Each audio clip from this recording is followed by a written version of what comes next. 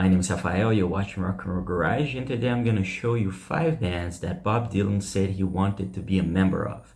But first, please subscribe to the channel, like the video, and leave your comment. Well, Bob Dylan, one of the most prolific songwriters of all time, one of the most important ones, said back in 1986 in an interview with a magazine called Interview, he listed 5 bands that he said he wanted to be a member of. And that list is quite interesting, and we're going to talk about them, that list today.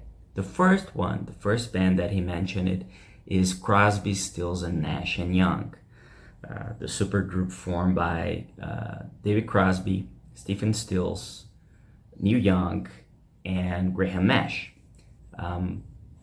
Obviously, they started the most part of their career, they were a trio.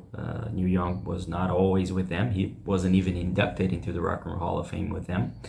And the interesting thing is that there's a lot of connections between Dylan and some members of the band.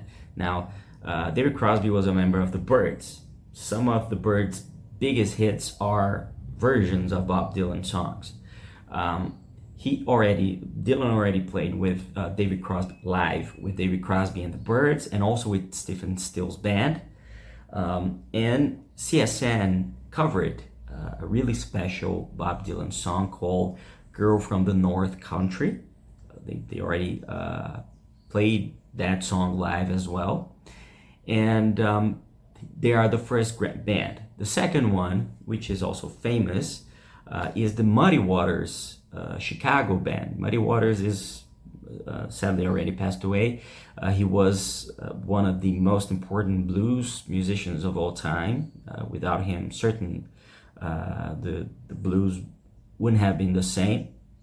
And he was born in 1913, and he passed away at a young age. If I'm not mistaken, he passed away in the 80s. Muddy Waters, let me just check that out. That's right, 1983. He passed away in 1983, and a few years before, both of them, Dylan and Muddy Waters, were part of the band's farewell show, which Martin Scorsese directed. The movie that came out of that show, which was The Last Waltz, and both of them were part of that farewell concert, but they were not on stage playing together. They played separately. And an interesting thing that he said about this Muddy Waters band is that he wanted to be a member of that Chicago band, but also with Little Walter and Otis Spann. That was the lineup that he wanted to be a member of, and that lineup had Little Walter Jacobs on harmonica and Otis Spann on piano. And it also had Jimmy Rogers on guitar and Elga Edmonds on drums. And the third band that he mentioned, now these bands are not that famous as the first ones that we talked about. The third one is the Memphis Jug Band. This band was active from the 1920s until the 1950s. They played what is described as slow blues, pop, humorous songs, and upbeat dance numbers with jazz.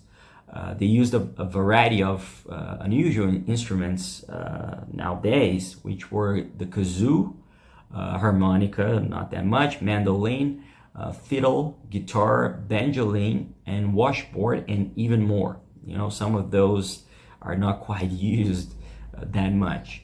They're best known for songs like "On the Road Again." He's in the jailhouse now, Key Simone, and "Stealin' Stealin'." The fourth band that he mentioned was the Country Gentlemen. Now, this band is described as a progressive bluegrass band. It was formed in Washington, D.C. back in 1957, around the time that Dylan started his musical career. And they were active until the death of Charlie Waller, who was one of the group's founders. He passed away in 2004. Their music was mainly influenced by traditional bluegrass and pop.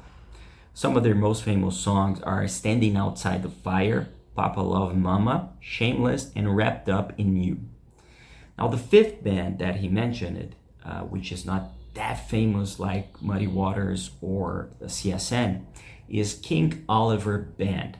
King Oliver Band was formed in Louisiana in 1881, more than 100 years ago. King Oliver was an American jazz cornet player and band leader.